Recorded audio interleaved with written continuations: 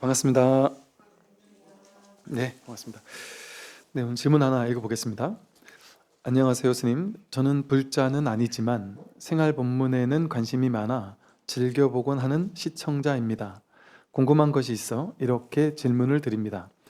경제적인 자유의 기준이 저마다 다르지만 결국 제 자신한테는 그 기준이 매우 높습니다. 거기서 오는 상대적 박탈감과 열등감을 어찌하면 나아지게 할 수 있는지 현실적인 방법을 좀 알려주세요 라고 질문을 하셨어요. 아, 이거 어떻게 해야 되나. 예. 이제 사람들이 저마다 이제 이런 얘기를 하잖아요. 그 뭐라 그러죠? 이게 경제적 자유를 빨리 만들어내 가지고 이제 빨리 은퇴하려는 사람? 파이어족이라 했나요? 그러니까 요즘에 그 젊은 친구들 그게 목표래요. 나는 뭐 5억 달성, 뭐 10억 달성을 빨리 해가지고 그거 목표 달성을 하고 나면 나는 이제 은퇴할 거야. 은퇴하고 젊은 나이라도 상관없다. 나는 은퇴해서 이제 좀 편하게 살면서 이렇게 좀 이렇게 노후를 보내겠다. 뭐 남은 인생을 보내겠다. 이런 사람들이 이제 상당히 많은 것 같아요. 그런데 그 파여족이 되는 기준이 사람마다 다 다르겠죠. 어떤 사람은 그냥 소박한 분들은 야 나는 1억만 있으면 좋겠다 이런 분들 얼마나 많겠어요. 저 시골에 가면 야 나는 통장잔고 1억만 있으면 원이 없다 이런 분들 많아요. 많으세요. 제가 전에 한번 알려드렸던 어떤 보살님, 당신은 당신 재산이 이제 노후를 보내야 되는데 당신 혼자밖에 없이 혼자서 노후를 보냈는데 당신은 통장에 5천만 원밖에 없대요. 그래가지고 이거 아껴서 이제 쓰는 중이라고 그러더라고요. 근데 아무리 생각해도 내가 지금쯤 잔고가 1억이 넘을 것 같은데 이 자꾸 5천밖에 없다. 그래서 그게 무슨 말이에요? 그랬더니 자식한테 돈을 다 맡겼는데 자식이 통장에 5천 있다고 맨날 그런대요. 그 나중에 도저히 안 되겠어 가지고 붙잡아서 다시 물어봤더니 아니 엄마 통장에 돈이 있다리면 자꾸 쓰고 어디 뭐 딴 거 이상한 거 한다리고 막 날리고 몇 번 그래 놓으니까 아예 없다리야만 될 것 같아 가지고 엄마한테 그동안 얘기를 안 했다 미안하다 하면서 사실은 엄마한테 1억 3천이 있다 그러면서 통장장으로 탁 보여주더라는 거예요. 근데 이 보살님이 갑자기 해탈해 버리셨어요. 자기는 5천 있으니까 남은 생 10년 20년 산다 치면 어떻게 써야 되고 이런 계획이 다 있었는데 야 이게 갑자기 1억 3천이 생겨놓으니까 너무나 풍족한 거예요. 이제 야, 난 이제 더 이상 고민이 없구나.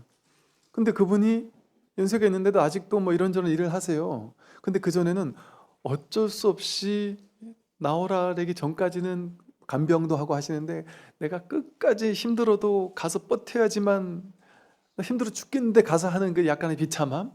안 그러면 내가 못 사니까 이런 괴로움이 있었는데 이제는 야 내가 1억 3천이 있는데 이거 해도 그만 안 해도 그만인데 운동 삼아 가서 하자 하면서 간병일을 하면서도 그전하고 자세가 다르대요. 그전에는 내가 돈이 없어 한다 이런 생각이었다면 약간 저자세로 했다면 이제는 아 제가 뭐 저 준비 다 돼 있어요. 근데 이게 뭐 그냥 운동 삼아 하는 거예요 이러면서. 그래서 자기 마음이 뭔가 이렇게 자신만만하고 당당한 마음이라는 거죠. 그러니까 벌써 이분에게는 한 1억만 넘으면 막 엄청난 이제 부란 말이에요. 근데 그 얘기를 제가 이제 서울 가서 하면서 이렇게 눈치를 봤거든요. 설법회 하면서 이렇게 눈치를 봤더니 이분들이 영 동의하기 어렵다라는 표정으로 좀 뭐 1억 그거 가지고 무슨 이런 생각을 하시는 것 같아요. 그러니까 어떤 분들은 그렇게 얘기하더라고요. 보통은 한 10억 있으면 이제 일 없이 나가도 편하게 살아야 된다 이렇게 생각하는 사람이 많다는 거죠. 서울 사람들이. 그러니까 그 기준이 또 다르겠죠. 그런데 또 이 부자인 사람들은 어떻겠어요? 뭐 100억, 뭐 어떤 사람은 1000억 있어야 된다고 생각할 수도 있잖아요. 그러면 저마다 자기가 만든 기준이 다른 거죠. 나는 이 정도 돈이 있어야 난 행복할 거야라는 기준은 누가 만들었냔 말이에요. 자기가 만들었죠. 그러면 자기가 삶의 어떤 경험 속에서 자기가 어떤 직장을 가졌는지, 자기 주변에 어떤 사람이 있었는지, 어떤 삶을 살아왔는지에 따라서 자기가 추구하는 어떤 경제력의 기준이 다를 거 아니에요. 그럼 그거를 어떻게 하면 낮출 수 있을까요? 어떻게 하면 낮출 수 있을까요? 그 인연 따라 자기 마음 속에서 만들어진 거잖아요. 그래서 그거를 내가 마음을 자꾸 내려고 노력하면 되겠죠. 근데 그게 그냥 어거지로 한다고 되진 않겠죠. 사실은 이제 사실은 이 모든 질문에 대한 가장 근원적인 답은요, 뭔가 기법을 얘기해 줄 수 있겠죠.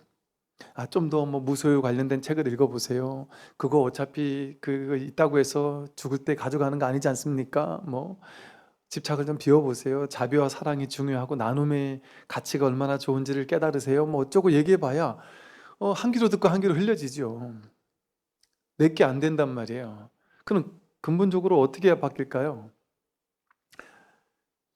자기가 깨달아져야 돼요, 그게. 머리로 그냥 이해된다고 해서 그렇지 그렇지 나도 알지 그거 이해하지. 근데 안 되는 걸 어떻게 해요? 여기서도 그러잖아요, 질문을.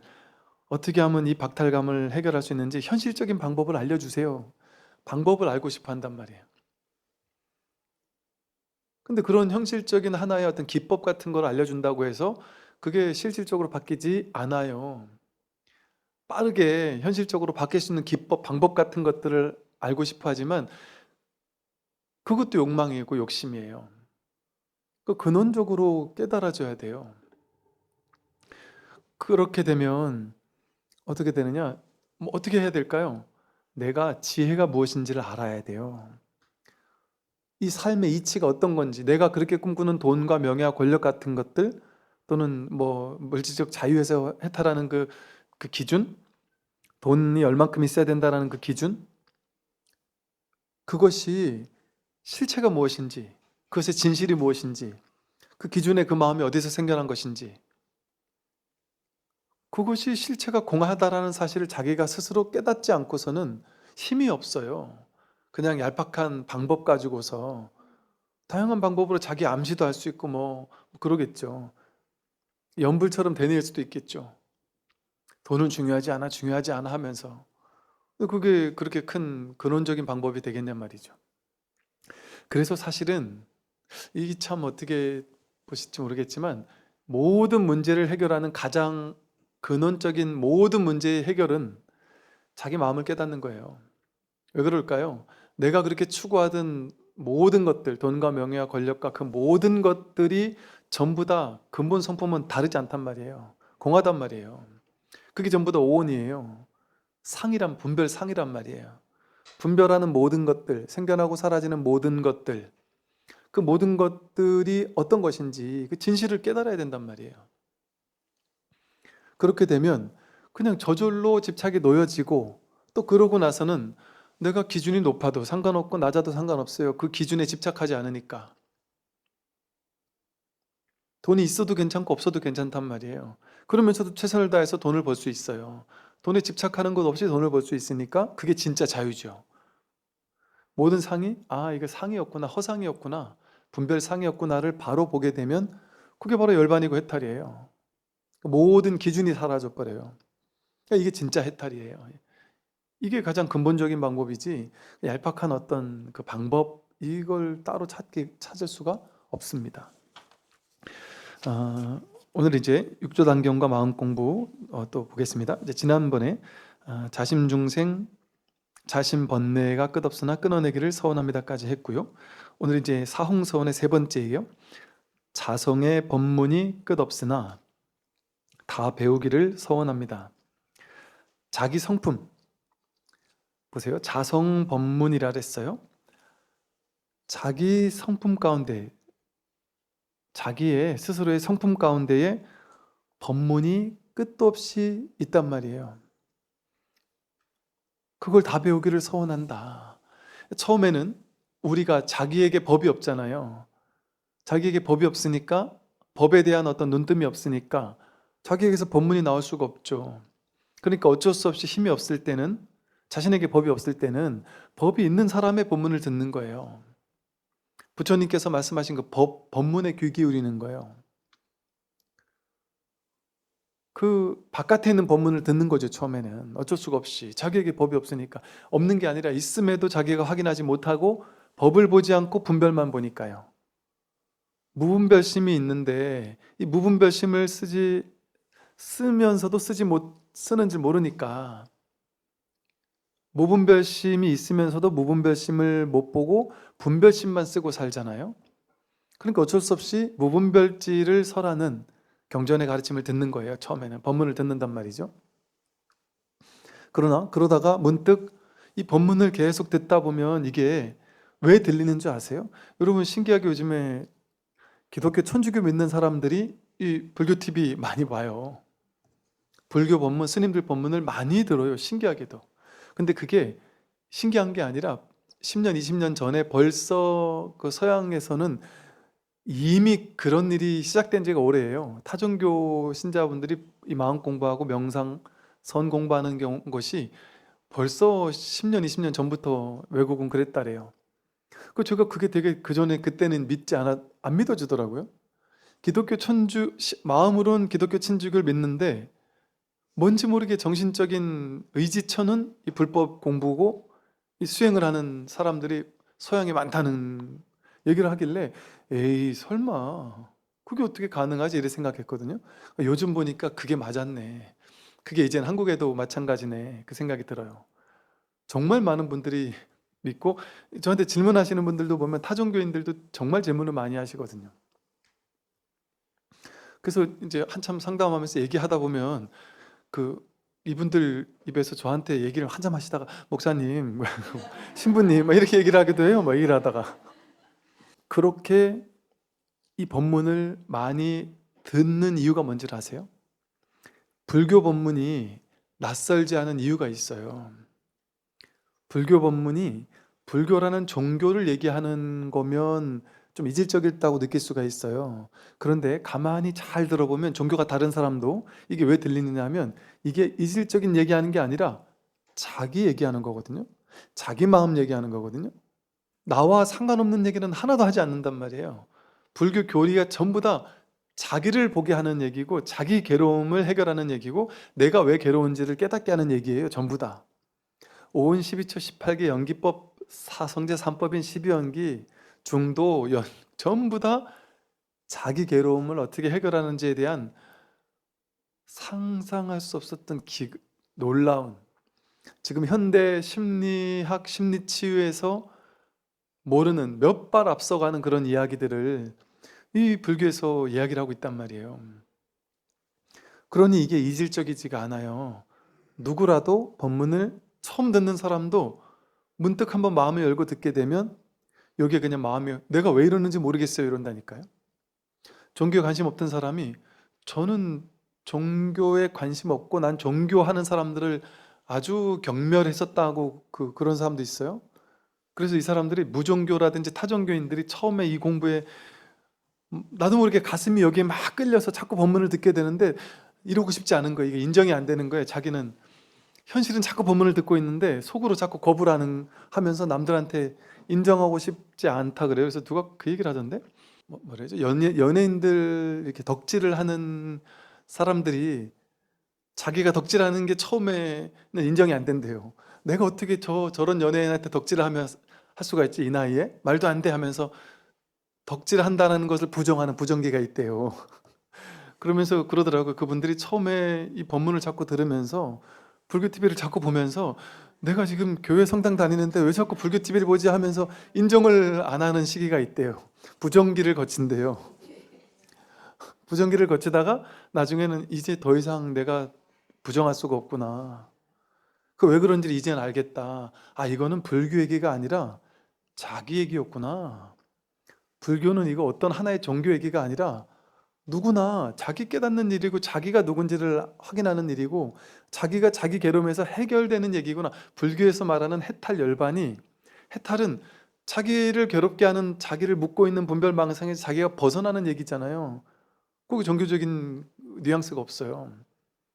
열반은 자기가 탐진치 삼독을 일으켜서 탐진치 삼독의 불길이 나를 태우고 있었단 말이에요. 그 탐진치 삼독의 불길을 바라보게 해서 이 불길을 탁 꺼주게 만드는 게 열반이란 말이에요. 그러니까 다 내 문제 얘기를 하니까 아, 이래가지고 내가 여기에 이렇게 빠졌구나라는 걸 깨닫는 거죠. 그렇게 법문을 듣다가 나중에 문득 아, 이 법문이 바깥 얘기가 아니라 자기 얘기라는 걸 자기가 문득 깨닫게 되면 아, 이 법이라는 게 마음이라는 게 내 바깥에 있었던 게 아니구나. 부처님한테만 있었던 게 아니구나. 나구나 나. 진정한 자기구나. 법이라는 건 나에게 있는 내 얘기구나라는 걸 문득 깨닫게 돼요. 그러고 나면 놀라운 일이 뭐냐 하면 여기서 말하듯이 자성의 법문이, 끝도 없는 자성의 법문이 자기에게서 나온다는 게 확인돼요. 지금 불교를 1도 모르다가 지금 그냥 법문에 갑자기 법문을 들었는데 문득 법문에서 얘기하는 거를 그냥 마음을 열고 듣다가 문득 깨달았어요. 내가 바로 법이구나, 내가 마음이구나 문득 깨달았어요. 그런 경우에 이제 그것도 인연 따라 다르겠지만 어떤 사람은요 그렇게 문득 깨닫고 나서 갑자기 법에 대한 안목이 막 확 밝아지면서, 이렇게 되면요 어떤 일이 벌어질 수 있느냐 하면 불교를 30년 50년 하던 사람이 이 사람은 불교 공부한 지 한 달밖에 안 됐는데 이 사람한테 와서 질문하면 술술술술 다 얘기할 수도 있어요. 50년 공부하던 사람이 심지어 불교를 강의하던 강사인데도 본인은 모르는데 이 사람은 다 알고 있는 그런 일이 벌어질 수도 있어서 거꾸로 이 사람한테 물어봐야 되는 일도 생겨요. 그래서 불교 집안에는 육조 스님이 누구예요? 20대 출신도 안 좋은, 전부 다요 이게 저 출신 좋은 사람들이 모여서 한 몇백 명이 모여 있는 공부처에 저 아주 우리가 오랑캐라고 부르는 나라에서 온 20대 젊은 청년 하나가 깨달았단 말이에요. 꼭 그 사람한테 주지 자리를 준 것도 아니고 종정 자리를 그냥 탁 넘겨버린 거죠, 쉽게 말하면. 그런 일이 불교계에서는 다반사로 일어나요, 선에서는. 그래서 수많은 스님들이, 몇백 명의 스님들이 몇십 년 동안 공부를 했단 말이에요. 그러나 저쪽 어느 동네에 주지 자리가 났는데 거기에 가서 주지 발령을 내야 된다 이러면 그 조실 스님이 제일 오래된 고참 스님을, 공부 많이 한 스님을 보내지 않아요. 이제 막 들어온 행자라도 상관이 없어요. 이제 막 출가한 스님이라도 상관이 없어요.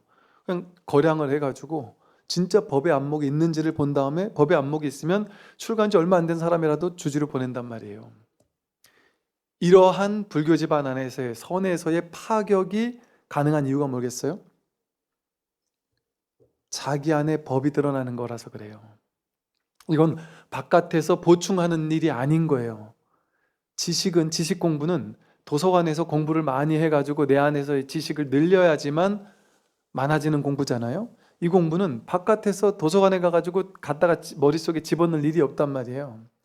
자기 안에 무한하게 있는 이 자기 불성, 자기 자성, 자기 법을 한번 깨닫고 나면 이게 나니까 여기서 말 못할 일이 아무것도 없단 말이에요. 그 모든 질문에 대한 답을 저절로 할 수 있게 된단 말이에요.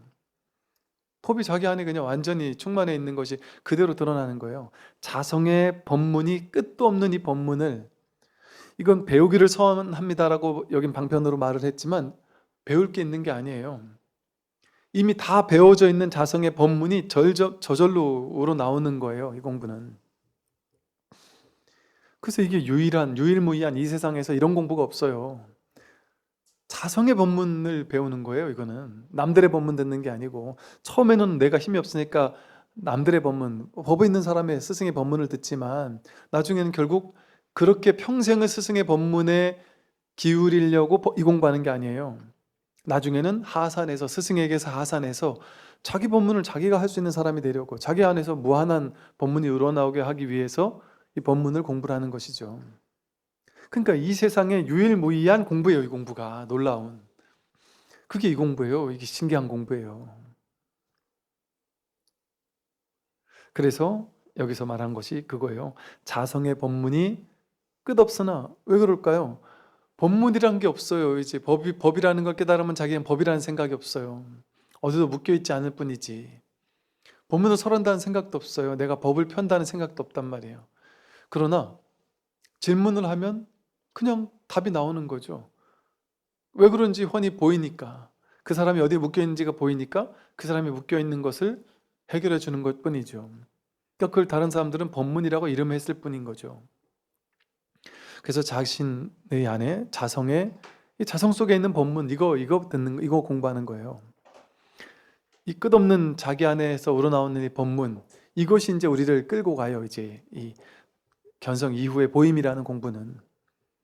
그럼에도 힘이 없을 때는 법문을 한동안은 듣지만 나중에는 이거 누가 시킬 필요가 없어요. 저절로 한동안 법문 듣다 보면 자기가 법문을 이제 슬슬 덜 듣게 돼요. 왜 그럴까요?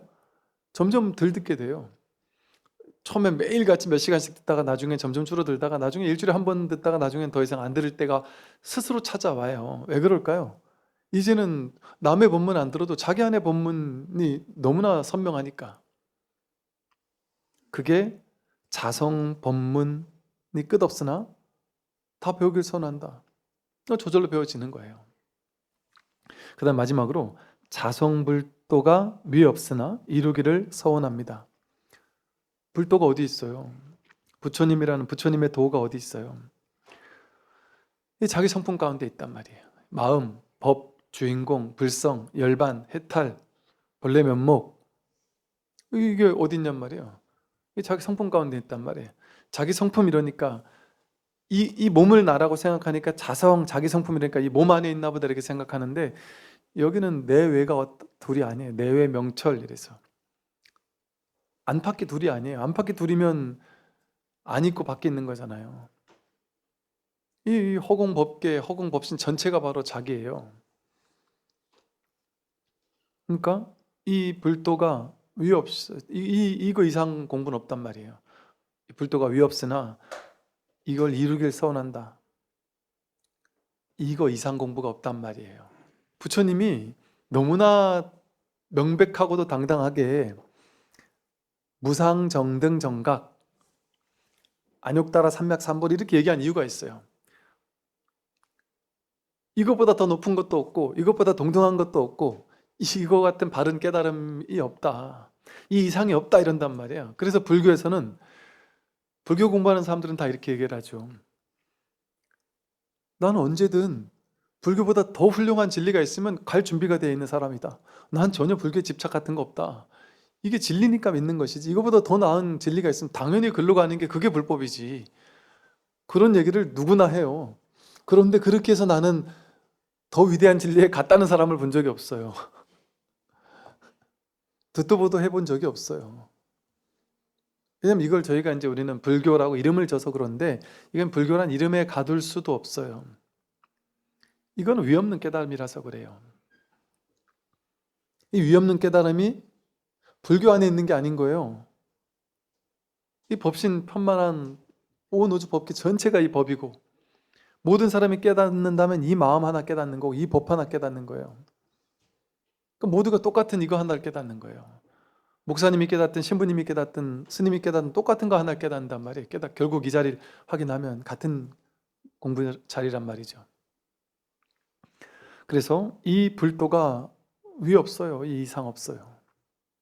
근데 이것을 이루기를 서원합니다 라고 이렇게 네 가지 사홍서원, 자심의 중생이 끝없으나 제도하기를 서원하고 자심의 번뇌가 끝없으나 끊어내기를 서원하고 자성의 법문이 끝없으나 다 배우기를 서원하고 자성의 불도가 위 없으나 이루기를 서원한다.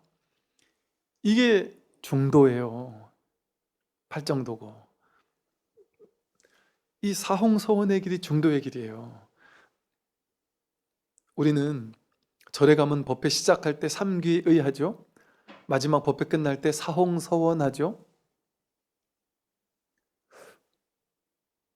그런데 신기하게도 중도가 불교의 최고의 수행 방법이잖아요.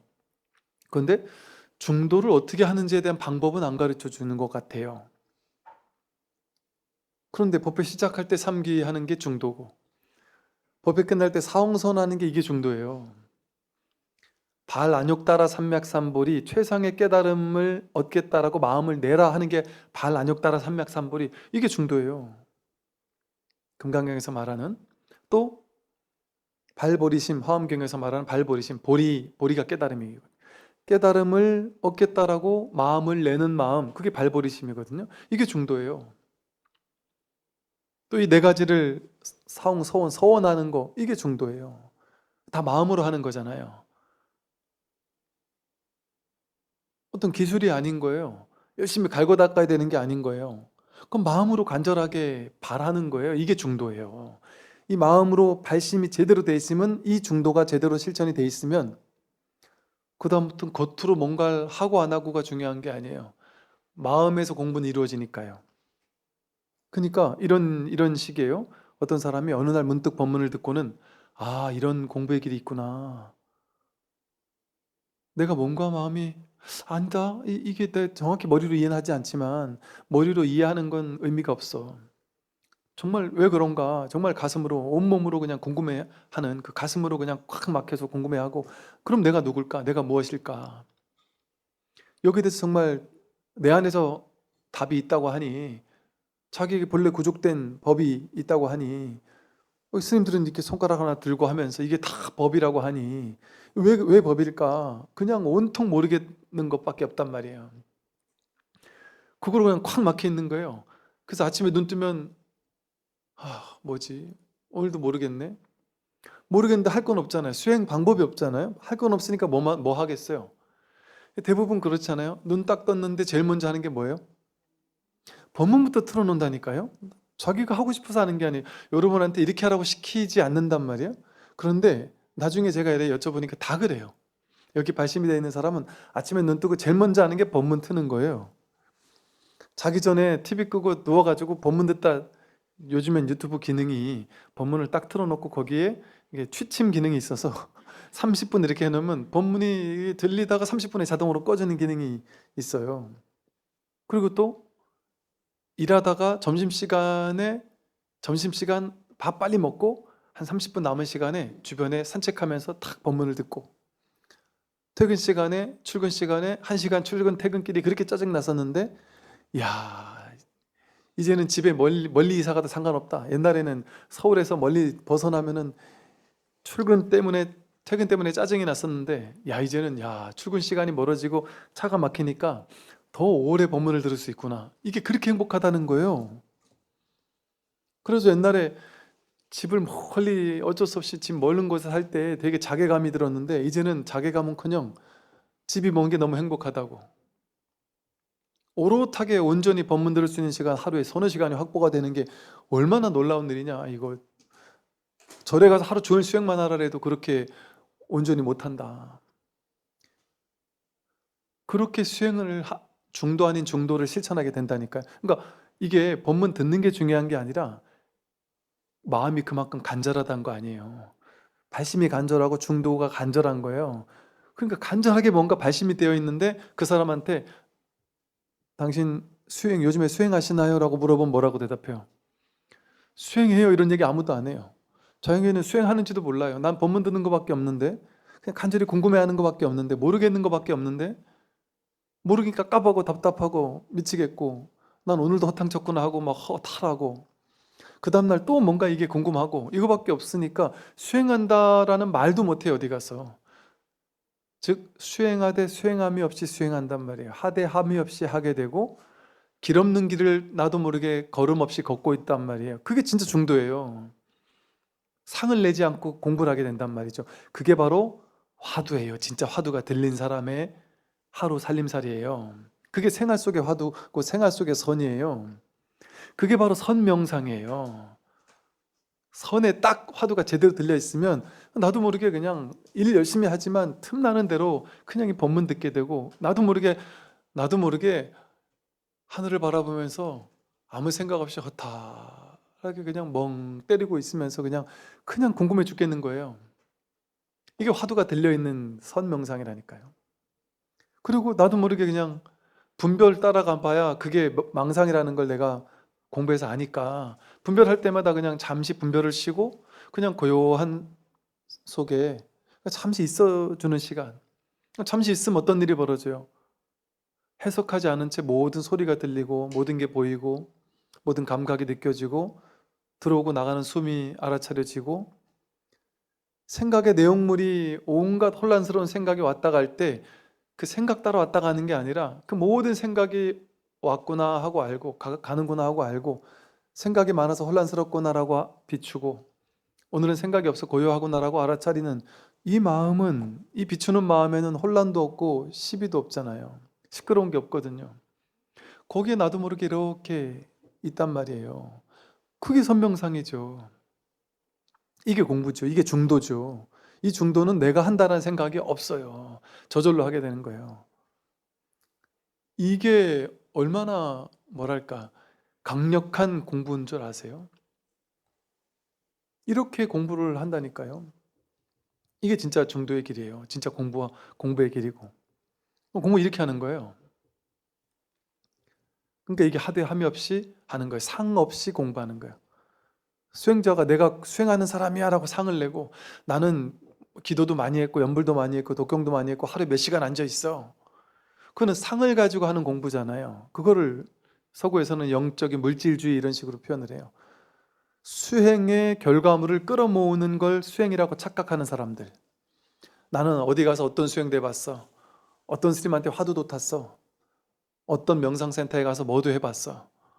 나는 하루에 연불을 시작하면 몇 시간을 하고, 어떤 수행을 통해서 어떤 삼매도 체험해봤어. 어떤 선정도 체험해봤어.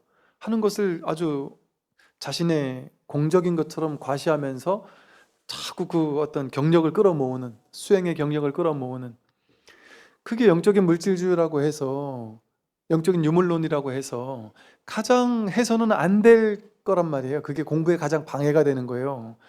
근데 그걸 방해된다고 생각합니까? 그게 영광스러운 내 공부의 흔적이라고 생각해요. 그래서 이 절에 처음 온 신자들한테 오래 공부한 분들이 어깨 힘 딱 들어가서 난 이것 때 해보고 저것 때 해봤다라는 그런 어떤 마음이 있을 수도 있죠. 그럼 그거는 진짜 공부가 아닙니다. 그러니까 제대로 공부한 노보살님들은 겸손해요. 새로 오신 신도님들이 평소에 내가 자주 앉던 자리에 가서 앉는다고 해서 이 보살님 이거 이제 와서 지금 여기 뭘 분위기 파악을 못하는구만 하면서 여기 내 자리야, 30년 동안 내 자리였어 이러면서 싸우지 않는단 말이에요. 아이고 기특하다, 이 앞자리 와서 공부하려고 하는구나 하면서 이쁘게 기특하게 바라봐주면서 열심히 하라고 격려해 주지요. 그래서 상에 빠져들지 않는단 말이에요.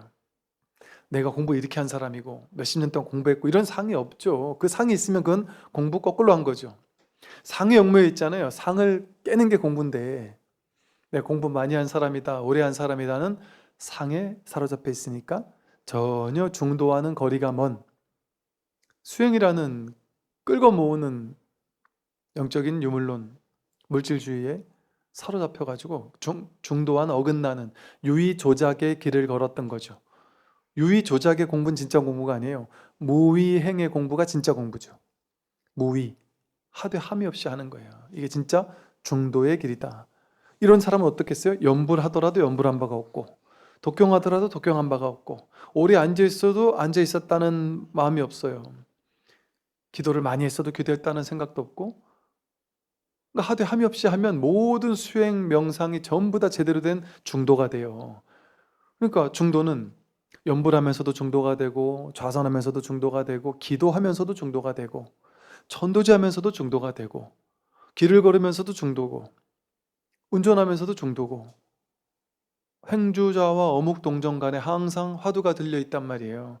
내가 누군지 온몸으로 궁금해 한단 말이에요. 언제나 중도죠. 이게 진짜 제대로 된 공부라고 할 수가 있습니다. 선지식들이요, 많은 사람들이 어찌하여 중생무변 서원도라고 하지 않고 자심중생무변 서원도라고 했는지 궁금하겠죠? 그것은 제가 말하는 제도는 그 뜻이 달리 쓰이기 때문입니다. 선지식들이요, 마음속의 중생이란, 자심중생이란 이른바 삿되고 미혹한 마음, 속이는 허망한 마음, 착하지 못한 마음, 질투하는 마음, 악독한 마음 등입니다. 이러한 모든 마음이 곧 중생이기에 각자는 모름지기 자성으로 스스로 제도하여야 하니 그것을 일러 참된 제도라고 합니다. 이랬어요. 마음속의 중생이 끝없으나 마음속에 있는 중생을 제도하기를 서원한다고 했잖아요. 그럼 마음속의 중생이 뭐냐? 마음속에 있는 분별심이라고 제가 아까 말씀을 드렸어요. 뭐가 마음속에 있는 중생이냐? 마음속에 있는 분별심이 뭐냐? 마음속에 있는 온갖 일어나는 생각들이 전부 다 분별망상이에요. 삿되고 미혹한 마음, 삿되다 삿되지 않다를 분별하는 마음, 또 분별하는 마음 자체가 미혹한 마음이에요. 분별하는 마음. 맞다 틀리다, 옳다 그르다, 크다 작다, 잘났다 못났다, 이렇게 둘로 나누어 분별하는 마음이 바로 여기서 첫 번째 말한 삿되고 미혹한 마음이에요. 이 삿되고 미혹한 마음, 이게 전부 다 중생의 분별이고, 이게 바로 중생이란 말이에요. 또 속이는 허망한 마음, 남들을 속이고 진실을 속이는 것이죠. 그런 마음. 또 착하지 못한 마음, 착하다, 착하지 못하다 하는 것 중에 착한 건 취하고 삿된 건 버려야 된다라는 또 취사간택의 마음, 뭐가 착한지 뭐가 나쁜지를 구분하는 마음, 그런 마음 자체가 벌써 분별심이고요. 또 질투하는 마음도 일어나죠. 이 분별망상 위에서 모든 분별하는 마음이 일어난단 말이에요. 질투하는 마음이 일어나고, 악독한 마음, 못되고 삿되고 이런 모든 일어나는 마음들, 그것을 전부 다 이 마음이 모두 중생이란 말이죠. 우리가 이런 마음을 일으키면 우리를 중생이라고 하는 거예요. 근데 분별하되 분별에 끌려가지 않고, 분별하면서도 분별에 휘둘리지 않는 이 텅 빈 자성의 자리에 있을 때 그거를 중생이라고 하지 않는단 말이에요. 이런 마음이 곧 중생이기 때문에 각자는 모름지기 자성으로 스스로 제도하여야 하니 이것을 일러 참된 제도라고 합니다. 이 자성으로서 스스로 제도해야 한다. 모든 삿되고 미혹한 마음, 모든 분별하는 마음, 그게 다 여기서 일어난 일이란 말이에요. 우리가 이렇게 보면 보세요. 이런 온갖 분별 망상이 일어날 때, 삿된 마음, 착하고 나쁜 마음, 모든 마음이 일어날 때 어떻게 일어나는가를 보세요. 한 생각 문득 인연 따라서 한 생각 문득 어떤 좋은 생각이 일어나요. 그 생각에 집착해요. 그걸 막 추구하고 취하려고 해요. 그러다 문득 내려놓고 또 잠시 뒤에 싫은 것을 미워하는 마음이 일어나요. 그걸 밀쳐내고 싶고 거부하고 싶은 마음이 일어나고, 그게 자꾸 찾아오면 화가 나고 짜증이 나고 이런 마음이 또 일어나요. 이렇게 평생토록 우리 마음속에는 어떤 것을 좋아하는 마음이 일어나서 취하고 싶고, 좋아하는 마음이 일어났는데 갖지 못했을 때 괴로운 마음이 또 일어나고, 또 싫은 마음이 일어나서 싫은 마음을 거부하고 싶은데 거부되지 않을 때 또 괴롭고, 이렇게 좋다 하거나 싫다는 마음이 끊임없이 우리 마음 안에서 일어났다 사라졌다 일어났다 사라졌다 하죠. 평생 우리 마음 가운데 좋은 마음도 일어나고 싫은 마음도 일어나고, 생기고 사라지고 생기고 사라지고, 어떻게? 인연 따라. 그런데 우리는 지금까지 그 생기고 사라지는 마음에 끌려다니면서 어떤 생각이 일어났을 때 내 생각이라고 이름 붙이고, 내가 취하려고 하고, 내가 집착하는 걸 취하지 못했을 때 괴롭고, 내 일이라고 생각했단 말이에요. 근데 가만히 보세요.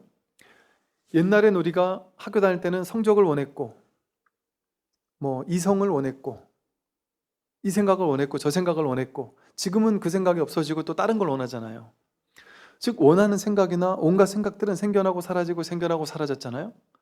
그런데 여러분은 생겨나고 사라졌습니까? 그 생각 취하고 버리려는 마음은 생겨나고 사라졌잖아요.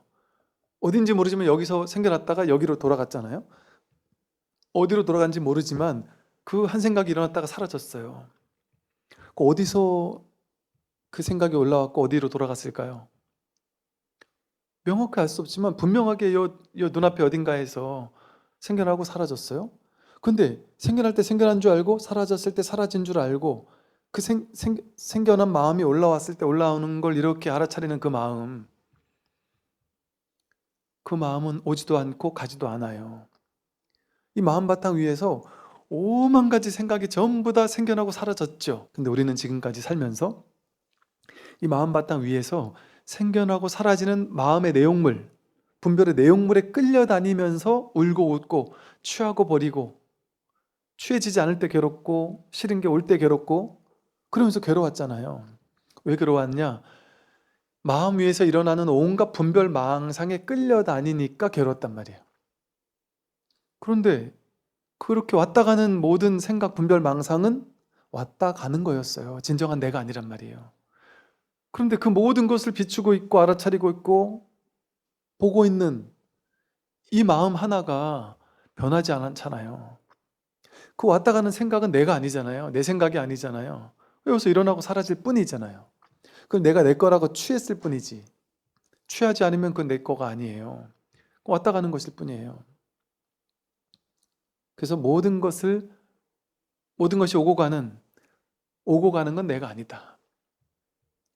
모든 것이 오고 가는데 오고 가는 줄 알아차리고 있는 이 마음은 오지도 않고 가지도 않죠. 이 마음을 한번 확인하는 거예요.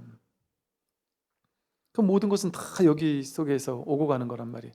오고 가는 거 이제 더 이상 마음이 끌려다니지 않죠. 취사간택하지 않죠. 그러면 이 텅 빈 바탕은 늘 고요하단 말이에요. 이렇게 해서 중생을 깨닫는 거예요. 마음에서 나온 중생이라는 분별망상을 깨닫는 거죠. 여기까지 하고 다음 시간에 이어서 하겠습니다. 네, 성공하십시오.